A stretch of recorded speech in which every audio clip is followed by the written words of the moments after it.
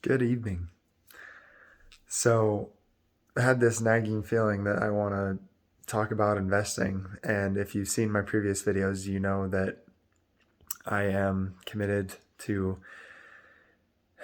paying myself first, paying God first, then paying myself, then everybody else. So, I'll be honest, ever since December of last year, when my wife and I committed to getting out of debt, we put all of our investing on hold so that we could focus all of our attention and all of our efforts on getting out of debt. And it worked. It was great. Super fast getting out of debt. We planned on it being 6 to 8 months. It took us like 4 to 6 months, somewhere around there. So we put it on hold during that time and kind of slipped our mind to get back into it after we got out of debt. Uh, just didn't become enough of a priority, I guess. But recommitted now. So I wanted to talk about how I've been investing and how my strategy has changed over the last several years. I've tried several different firms and several different apps as well, excuse me, for investing my money, whether it be just a regular investment portfolio or a Roth IRA or SEP IRA or just a regular IRA. Not going to talk about that right now, like what to choose. Just going to talk about how I have chosen where to put my money and how to invest in it. So, like I said, I've tried a bunch of investment banks and stuff through employers.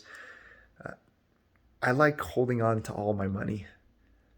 I don't know if anyone else is like me. I don't like paying fees to people, and I don't have that much money in there to begin with. So we're not talking about investing strategies for people that have hundreds of thousands of dollars. I'm talking about people like me that need help in knowing what to do with their money, where it's gonna best serve them, right? So I don't like paying fees. We'll just put that straightforward, okay? So a lot of the employer-based options, um, you don't have to pay fees on a lot of those. But then if you ever leave that employer, it's a pain in the butt to get it transferred to another institution and everything. And so I just try and stick with one thing. Um, Tried a couple of apps. Tried Acorns. Not a fan. Um, Long story short, they screwed me over and robbed me out of like $1,000. It was bad, really bad. So not a fan of them. Plus, you have to pay fees. So after they did that whole thing, I was looking everywhere for different apps and everything to try and figure out one that didn't have any fees, that had good options. So one of the options I was looking for was microshares.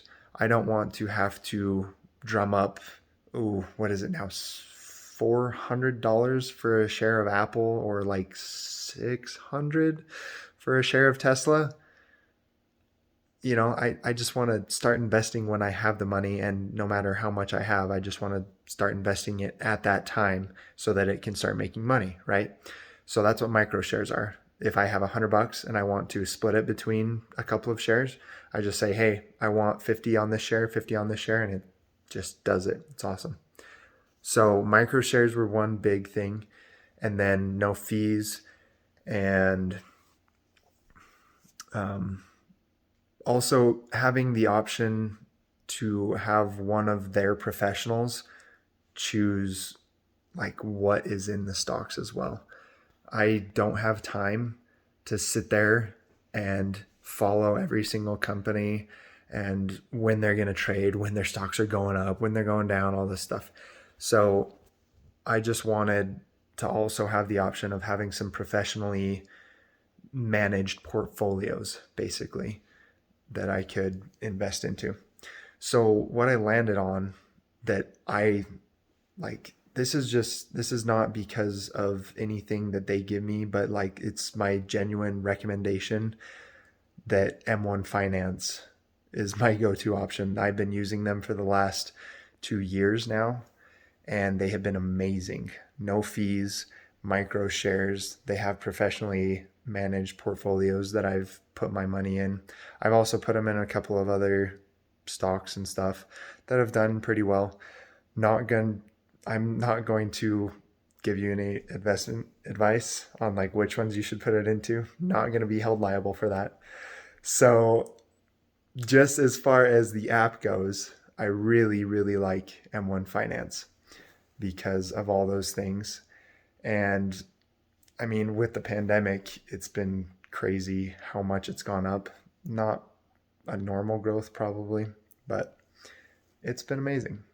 So just wanted to share that in case anyone needed that, because I know that it took me a long time to figure out, you know, where I wanted to invest my money, in what app or what bank. And I mean, when you hear that something's free, it's like, okay, well, how can they make it free? Like what's the catch?